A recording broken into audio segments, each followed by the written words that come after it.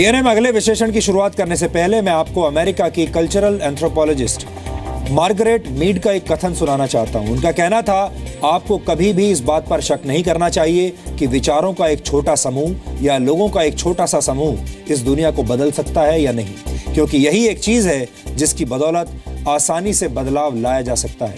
आपको इस कथन के बारे में जानकारी देना इसलिए जरूरी था क्योंकि हमारा अगला विश्लेषण सामाजिक बदलाव की दिशा में एक व्यक्ति द्वारा उठाए गए सकारात्मक कदम पर आधारित है। यह खबर देश के उस हिस्से से संबंधित है जहां आज का तापमान -20 डिग्री सेल्सियस है।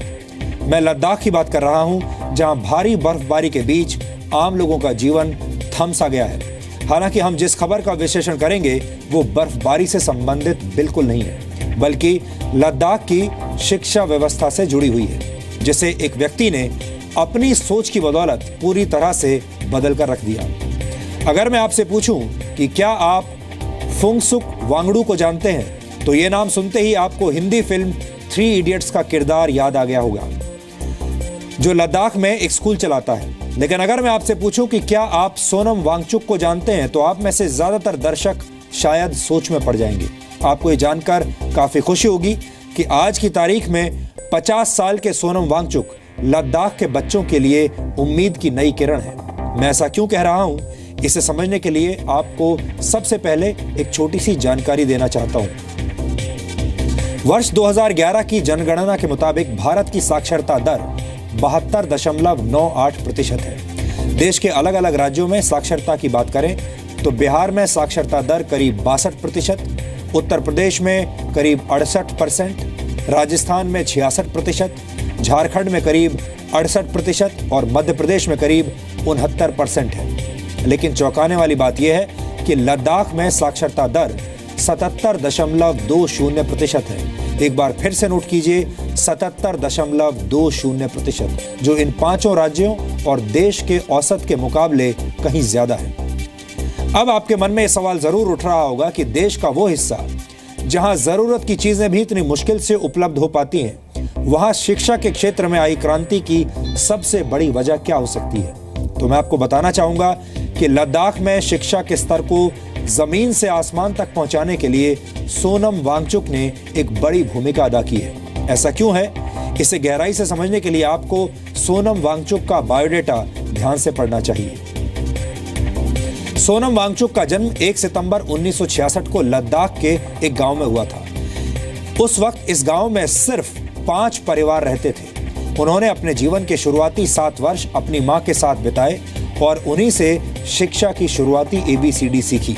उनके पिता एक नेता थे जो बाद में राज्य सरकार में मंत्री भी बने।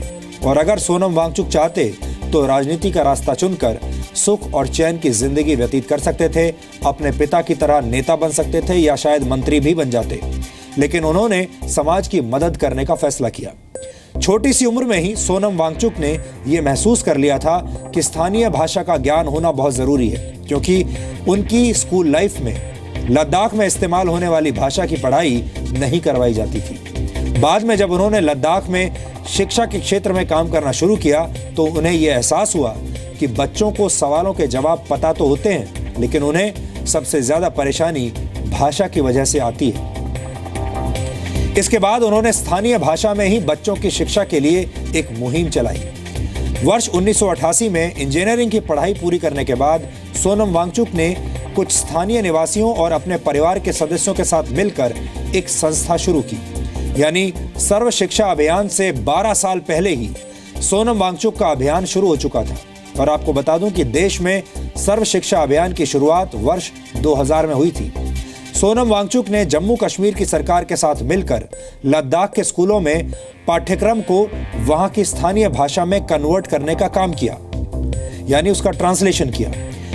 वर्ष 1994 में उन्होंने कुछ छात्रों को इकट्ठा करके 1000 युवाओं का एक संगठन बनाया और फिर उनकी मदद से उन्होंने एक ऐसा स्कूल बनाया जो छात्रों द्वारा ही चलाया जाता है और पूरी तरह से सौर ऊर्जा से संचालित है। किसी जमाने में लद्दाख में जब 10वीं कक्षा की परीक्षा के नतीजे आते थे तो सिर्फ 5% बच्चे ही पास होते थे, लेकिन सरकार, ग्रामीण लोगों और सिविल सोसाइटी की मदद से सोनम वांगचुक ने जो मुहिम चलाई थी उसका असर यह हुआ कि 10वीं कक्षा की परीक्षा में पास होने वाले छात्रों की संख्या 5% से बढ़कर 75% हो गई। यानी अगर समाज में बदलाव लाना है तो एक छोटी सी शिक्षा भी कामयाब हो सकती है और छोटी सी कोशिश भी कामयाब हो सकती है। आज की तारीख में सोनम वांगचुक को बहुत कम लोग जानते हैं, लेकिन अगर मेरी माने तो वास्तव में असल जिंदगी के सोनम वांगचुक फिल्मी पर्दे के फुंगसुक वांगडू से बड़े हीरो हैं।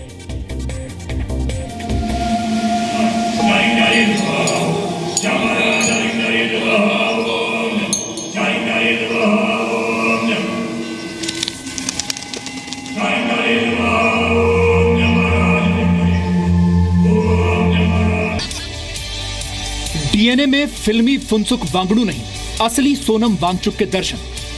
परेशान हूं। बहुत बार लोग मुझसे यही पूछते रहते हैं, आपका स्कूल 3 इडियट स्कूल है, आप फुंसुक वांगडू हैं। मैं कहना चाहता हूं, जी नहीं, मैं फुंसुक वांगडू नहीं, मैं सोनम वांगचुक हूं और मैं ख्वाबों में, फिल्मों में नहीं, जीवन में कुछ काम करता हूं।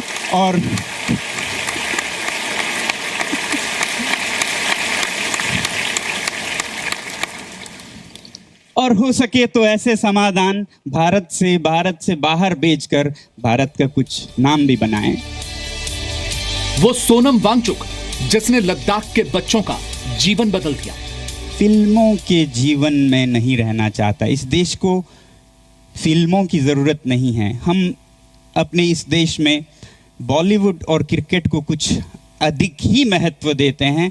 हम अपने जीत भी फिल्मों में जीतना चाहते हैं, हम अपने आविष्कार भी फिल्मों में करना चाहते हैं, जबकि वास्तविक जीवन में जरूरत है इनकी।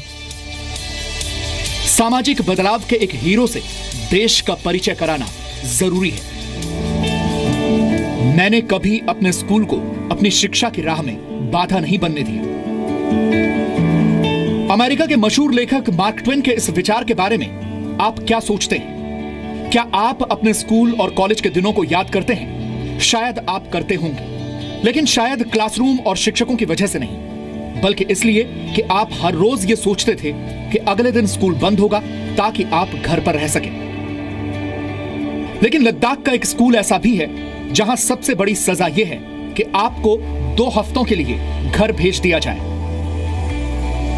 यह एक ऐसा स्कूल है जहां छात्र चीजों को पढ़ के नहीं बल्कि करके सीखते हैं, नए आविष्कारों पर काम करते हैं। यह वो स्कूल है जिसे खुद बच्चे चलाते हैं, जहां वो संवाद करना सीखते हैं और इसके लिए उनका खुद का अपना कैंपस अखबार और रेडियो है। विज्ञान के बारे में सीखते हैं और खुद बिल्डिंग का डिजाइन बनाना सीखते हैं। एक ऐसा स्कूल जहां के बच्चे सौर ऊर्जा से गर्म रहने वाली इमारत बनाते हैं, जो ठंड के दिनों में -15 डिग्री सेल्सियस में भी भीतर से +15 डिग्री सेल्सियस तक गर्म रहता है।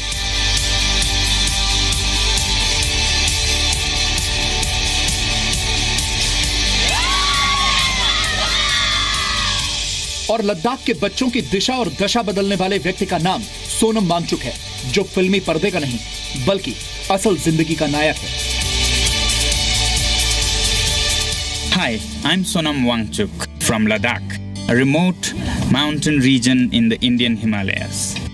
25 years ago, when I was finishing my own engineering education, I saw that schools were a pain for everyone. But for mountain children, it was doubly painful and irrelevant. Children who spoke Ladakhi or Tibetan at home were made to sit all day memorizing in alien languages like Urdu or English.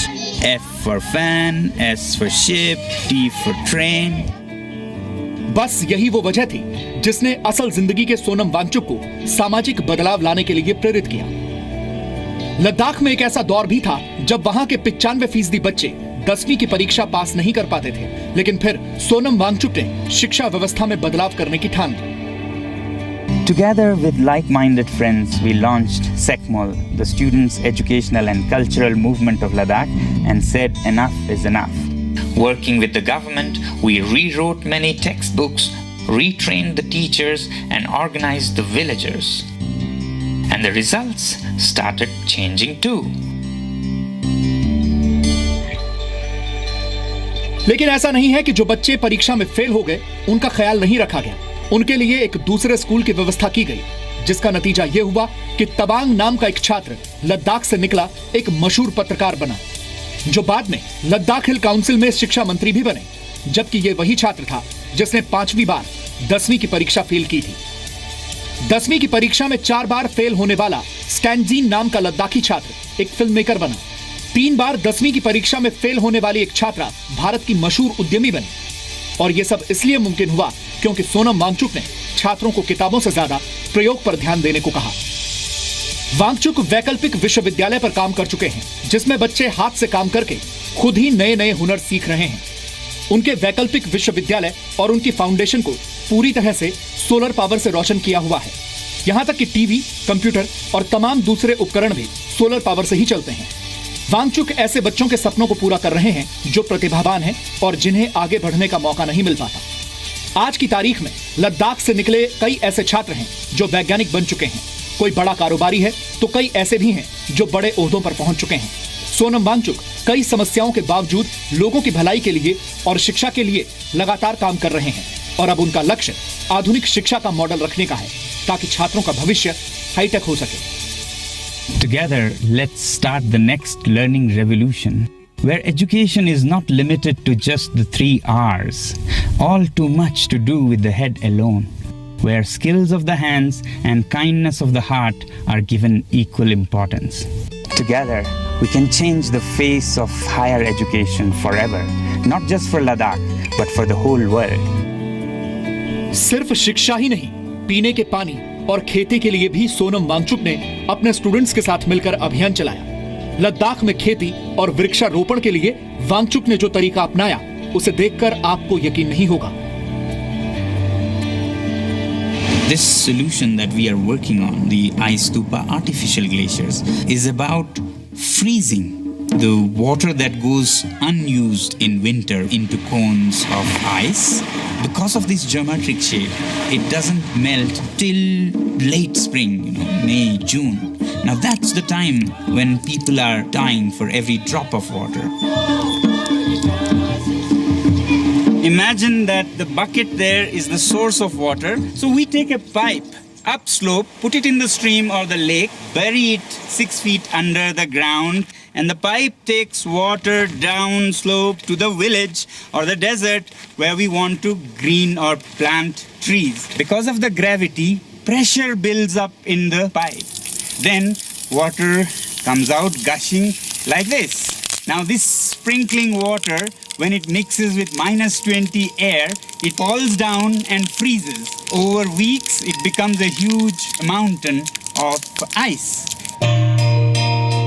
We started piloting the Ice Stupa in real-life application. People of the village came and volunteered to plant 5,000 trees, which were supported in the lean months by the moisture from the Ice Stupa. Sonam Wangchuck के जीवन से हमें यह प्रेरणा मिलती है कि अगर दिल में कुछ कर गुजरने की इच्छा है, अगर आप समाज में बदलाव लाना चाहते हैं, तो सबसे पहला कदम आपको खुद उठाना होगा। Sonam Wangchuk. I contribute my Rolex award as a seed for this cause. Bureau Report, Zee Media.